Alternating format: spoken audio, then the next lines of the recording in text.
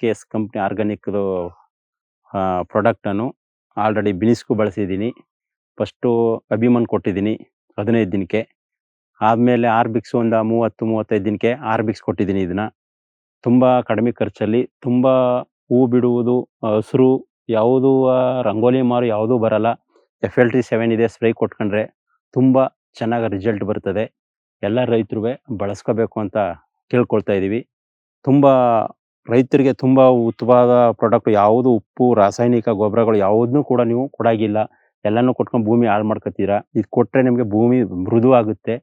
ಬೇರು ಬೆಳವಣಿಗೆ ಬಂದು ಚಿಗುರು ಚೆನ್ನಾಗಿ ಬಂದು ಬಿಡುವುದನ್ನು ಒಂದು 7 ಕುಯ್ಲು 8 ಕುಯ್ಲು ಕುಯ್ತೀವಿ ಅಂದರೆ ಮೇಲೂ ನೀವು ಒಂದು 2 ಬೀಳು ಕುಯ್ಬೋದು. ಈಗ ಆಲ್ರೆಡಿ ನಾವು 3/4 kg ನಾಟಿ ಮಾಡಿರೋದು 900 kg ಕೂದಿದ್ದೀವಿ ಇವಾಗ. ಇನ್ನೂ ಕಾಯಿ ಬರ್ತಾನೆ ಇದೆ, ಹಸಿರಿದೆ.